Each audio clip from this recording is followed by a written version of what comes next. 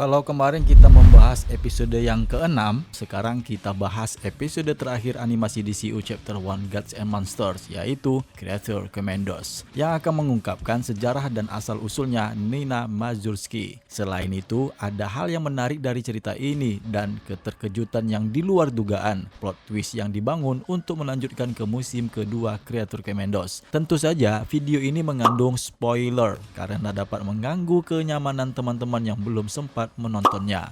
Tapi kalau kalian tidak mempermasalahkan plot cerita yang akan aku sampaikan ini, maka lanjutkan saja untuk menontonnya. Tanpa banyak cerita, kita langsung ke pembahasan yang sebenarnya. Seperti biasa, sebelum kita masuk ke pembahasan rekap serial animasi ini, ada baiknya kita lewatkan dulu bumper DC Indonesia.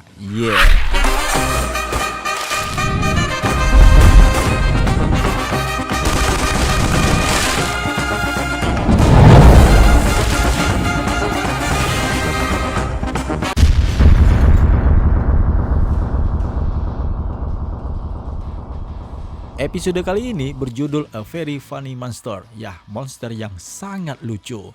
Cerita ini dibuka dengan menampilkan masa lalunya si Nina Mazursky. Dia dilahirkan dengan keadaan yang cacat, di mana kondisi tubuhnya memiliki paru-paru berada di luar tubuhnya yang juga dipenuhi dengan cairan. Ayahnya memberi nama bayi itu dengan nama Nina. Dan intro musik kopi dangdut pun ditampilkan. Dr. Mazursky, this is beyond me. Her name is Nina.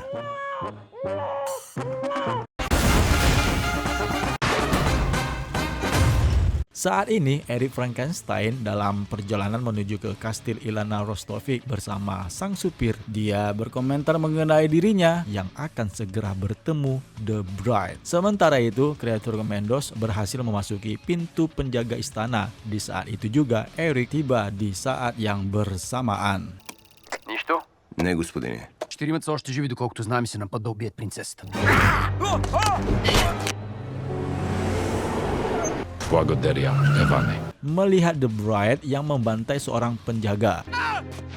Still up to your old tricks, my enamorata. Melihat perlakuan mereka, Nina bertanya apakah mereka telah melakukan hal yang salah untuk membunuh Putri Ilana. Di tempat itu juga mereka melihat rekaman CCTV yang menampilkan Cleves bersama Putri Ilana Rostovich beberapa hari sebelumnya. What the hell is that? 2 days ago. Seems like we're not the princess's only monstrous visitors. Eric pun datang untuk memberitahu mereka. Namun sayangnya, belum sempat dia menjelaskan tentang misi mereka di Pokolistan adalah kesalahpahaman. Dia langsung ditembak beberapa kali oleh The Bride. My love, the princess! Paramore of yours? Oh, can it, Ghost Rider? Dengan kondisi yang terkapar pingsan, dia juga diludahi oleh The Bride. Rick Flag. Kembali ke cerita masa lalunya Nina Mazursky. Meskipun ayahnya seorang ilmuwan yang bernama Edward Mazursky membuat alat bantu sementara untuk membuat anaknya tetap beraktivitas dan menjalani kehidupan sehari-hari. Sayangnya, Lily, ibunya si Nina, pergi meninggalkan keluarganya karena dia tidak dapat menerima kondisi Nina yang cacat seperti itu. Beberapa waktu kemudian, Edward melakukan penelitian terhadap putrinya untuk mengubah menjadi manusia normal. Namun sayangnya, dari penelitian dan uji coba yang dia kerjakan ternyata membuat DNA Nina berubah menjadi manusia ikan dengan adanya sirip yang tumbuh dan insang yang ada di tubuhnya, sehingga membuat si Nina pun harus membutuhkan air untuk bernafas. Lily, she's having fun. Today? What about tomorrow? Doctor? What's happening? No.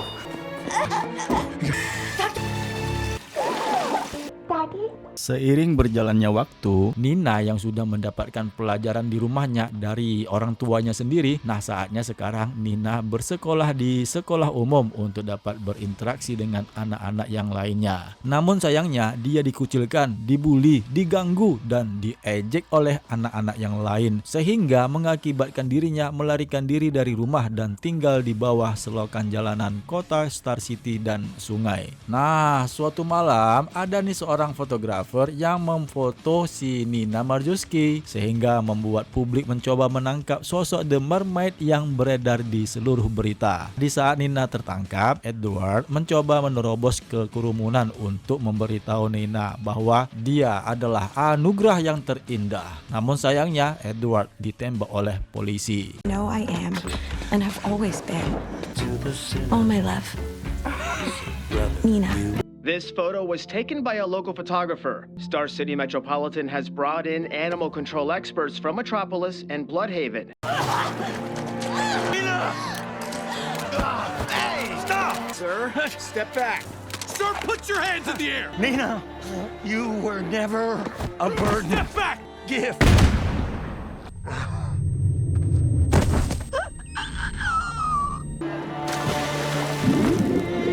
Kembali ke masa sekarang, kreator Commandos menemukan titik masuk ke halaman kastil, sementara Ilana menolak untuk menyerah dan memilih untuk berenang. Sebenarnya, Weasel tidak ingin membunuh sang putri karena putri telah bersikap baik kepadanya dan mengingatkannya pada gadis pirang di masa lalunya yang pernah menjadi teman bermainnya. Sit. Shut up. Weasel, shut up.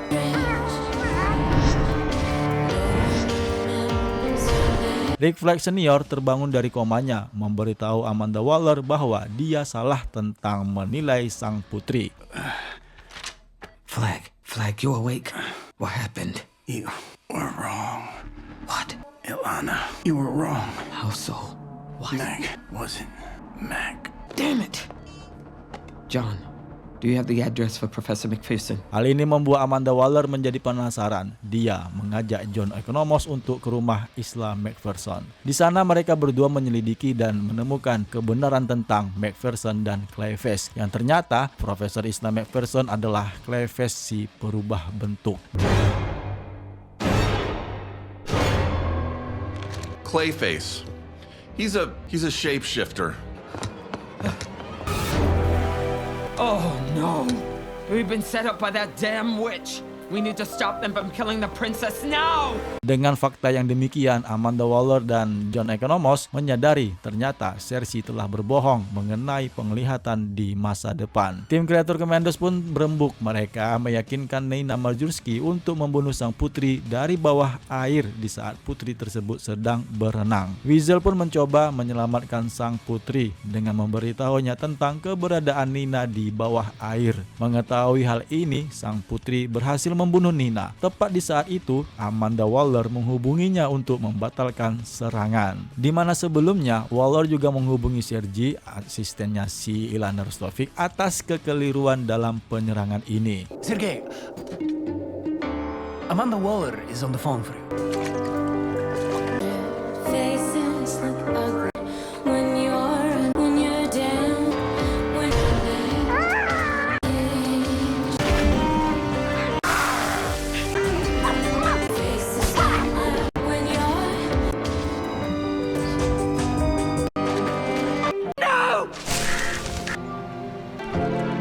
It is for you.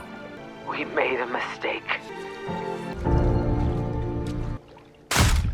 Nah, setelah kejadian itu, The Bride pun kemudian bertemu Ilana dan menyadari bahwa Cersei mengatakan hal yang sebenarnya. Sambil membuka halaman buku Mary Shelley, The Bride menjelaskan bahwasanya Ilana telah memanfaatkan Clayface untuk membuat penglihatan Cersei tidak dipercaya. Karena yang sebenarnya adalah memang Ilana Rostovic lah yang akan memulai Perang Dunia Ketiga. The Bride pun kemudian membunuh sang putri sebagai balas dendam atas kematian Nina Marjuski, yang kemudian dia pun meninggalkan Pokolistan bersama Dr. Phosphorus dan The Weasel. So your only choice was to get your friend Clayface to make it look like she wasn't who she was. I'm not going to kill you because you're going to cause World War III. No, Ilana, I'm killing you because you took the life of the only friend I have and the only one of us with an ounce of kindness in her veins. John Economos pun menunjukkan kepada The Bride tim barunya, yaitu Dr. Phosphorus, She-Bat yang tampaknya itu adalah Atin ataupun Kalis, Weasel, GI Robot yang di-upgrade, dan terakhir ada King Shark. GI Robot, reporting for service, ma'am. Look at dumb hair girl. Adegan pasca kredit untuk Creator Commandos pun menegaskan bahwasannya Eric Frankenstein masih hidup. Nah, itulah dia rekap serial animasi episode terakhir Creator Commandos. Sekarang kita masuk ke penjelasan penting dari apa yang telah terjadi di sepanjang cerita. Creator Commandos season pertama ini mengangkat karakter musuh utama Ilana Rostovich. Ya, dia itu karakter yang tidak pernah sama sekali disebut dalam cerita komik DC. Di awal cerita, tim Creator Commandos berhasil menangkap Cersei yang menyerang negara Pokolistan dan membunuh Ilana Rostovich. Namun ternyata apa yang dilakukan tim tersebut telah menghancurkan dunia. Karena di masa depan Ilana Rostovich lah yang sebenarnya yang akan membuat kehancuran dunia apokaliptik. Gambaran di masa depan yang dilihat Amanda Waller dikonfirmasikan oleh Profesor Isla Macpherson dan terungkap ternyata Isla Macpherson yang asli telah terbunuh di tangan Clayface. Sedangkan Clayface sebelumnya telah menyamar sebagai Profesor Isla Macpherson yang mengkonfirmasikan tentang penglihatan masa depannya si Amanda Waller. Namun ternyata terungkap di saat tim Creator Commandos berhasil masuk ke ruangan keamanan kerajaan, mereka melihat rekaman CCTV yang menampilkan Putri Ilana Rostovich bersama Clayface. Nah, dari sinilah The Bride pun mengikuti kata hatinya. Ternyata Ilana Rostovich lah yang memang pelaku utama yang sengaja mengatur semua kejadian ini untuk mereka, agar pemerintah Amerika memanfaatkan Creator Commandos menyerang Ilana. Namun apa yang ditampilkan pada rekaman CCTV menunjukkan dengan jelas bahwasannya Ilana Rostovich akan menghancurkan masa depan dunia. Meskipun penglihatan Cersei tentang masa depan menjadi kenyataan, Ilana Rostovich memang mengatur Clayface untuk membunuh Isla Macpherson dan menyamar sebagai profesor ahli Amazonian itu. Yang ternyata memang benar, settingan yang direncanakan Ilana tanpa sengaja telah membuat Waller meminta penjelasan penglihatan masa depan Cersei dari Isla Macpherson. Dan ini telah sesuai dengan apa yang direncanakan oleh Ilana Rostovich. Namun ya karena rekaman CCTV itulah The Bride pun menjadi curiga Clayface dan Ilana Rostovich telah bekerja sama untuk mengatur semua rencana ini. Mengetahui hal tersebut, The Bride pun akhirnya membunuh Ilana. Namun dia mengkonfirmasikan bahwasanya dia membunuh Ilana bukanlah karena alasan seperti itu, yang dimana sebenarnya adalah karena Ilana telah membunuh Nina Marzuski. Karena Nina adalah satu-satunya teman yang dimiliki oleh The Bride dan satu-satunya monster yang ada di Task Force M yang benar-benar memiliki kebaikan sejati. Karena itu, melihat The Bride berjalan keluar dari istana dan kembali ke Belerive dengan air mata yang menetes di matanya benar-benar memilukan. Membuat kematian Nina adalah kematian yang paling menyedihkan dari semua anggota Creator Commandos. Ya, membuat kematian si Nina itu lebih tragis lah daripada yang sebelumnya. Terlepas dari motif pribadinya, terungkap di akhir episode bahwasanya Waller memilihnya untuk memberi penghargaan kepada The Bride dengan mengubah salah satu sayap Belerive menjadi ruangan khusus untuk tim monster Creator Commandos. Demikian juga John Economos mengkonfirmasikan bahwa ini juga termasuk anggota tim baru dari The Bride. Selain ada Dr. Phosphorus dan The Weasel yang masih menjadi bagian dari Creator Commandos setelah menyelesaikan misi di Pokolistan, sepertinya Waller juga telah menambahkan beberapa rekrutan baru. Dalam adegan terakhir episode ke-7 Creator Commandos yang ada di penjara Belerive, kita melihat Dr. Phosphorus sedang bermain pingpong dengan seorang wanita. Ya, dia adalah seorang monster yang bersayap kelelawar yang bernama Francine Langstorm alias She-Bat, istri dari penjahat Batman, Man-Bat. Dimana juga nih sebenarnya She-Bat pernah ditampilkan sebentar dalam episode-episode awal Creator Commandos. Demikian pula ada mumi yang ditampilkan sedang merajut di dinding belakang fasilitas Task Force M yang baru. Ya, bisa jadi mumi itu adalah Atin, seorang ahli komunikasi mumi dalam beberapa daftar awal Creator Commandos, atau dia juga bernama Callisto, seorang petugas medis mumi yang ditampilkan dalam versi komik era New 52 dari tim tersebut. Yang kemudian di sebelahnya Weasel ada GI Robot yang sudah ditingkatkan dipertanyakan karena sepertinya Waller telah membentuknya kembali dengan bentuk tubuhnya yang jauh lebih besar. Terakhir ada Nanae alias King Shark. Ya, rekrutan tambahan yang mengejutkan namun sangat menarik dan pas untuk Task Force M setelah keterlibatannya dengan Task Force X seperti yang terlihat di film The Suicide Squad tahun 2021. Namun perlu dijelaskan bahwasanya King Shark yang ada di film The Suicide Squad diisi suaranya oleh Sylvester Stallone, tetapi King Shark yang ini malah diisi suaranya oleh Diedrich Bader. Sedangkan untuk Rick Flag Senior, dia akhirnya terbangun dari komanya setelah pertarungannya dengan Clayface. Meskipun mencoba untuk menyadarkan dirinya, dia berhasil memberitahu Waller bahwasanya misinya itu adalah kesalahan. Melihat kondisi Rick Flag Senior yang mulai tersadarkan, menjadi jelas Flag akhirnya akan pulih dari cederanya. Namun tugasnya, ya sebagaimana yang kita ketahui, yang berhubungan dengan Creature Commandos sepertinya sudah, karena sekarang The Bride sudah bertanggung jawab penuh atas tim Creature Commandos. Demikian pula Rick Flag Senior yang diperankan oleh Frank Grillo memiliki masa depan dalam proyek DCU mendatang setelah dipastikan muncul dalam live action baik yang ada di film Superman tahun 2005 ini maupun di serial Peacemaker season kedua. No matter how far away we are from each other, no one will ever break us apart. Nah, kemudian ada juga nih adegan tambahan setelah pasca kredit di akhir episode ke-7 Creature Commandos yang mengkonfirmasikan bahwasanya Harry Frankenstein masih hidup. Ya, he's still alive.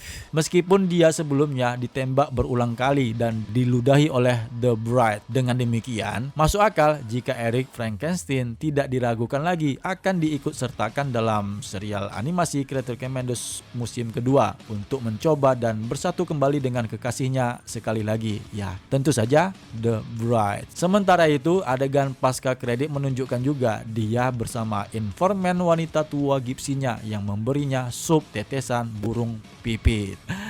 Ya, itulah dia rekap dan penjelasan dari serial animasi Creature Commandos episode terakhir untuk musim pertama. Sedangkan untuk musim kedua, pihak DC Studios sudah mengkonfirmasikan untuk musim kedua. Hanya saja belum ada info terbaru kapan perilisannya. Namun yang jelas di tahun 2025 ini DC Studios akan meluncurkan film pertama mereka di bioskop, Superman, yang akan dirilis pada tanggal 11 Juli 2025. Terima kasih sudah menonton video ini. Sampai jumpa pada pembahasan yang lainnya. Sukses untuk kita semua dan jangan lupa subscribe. Yeah.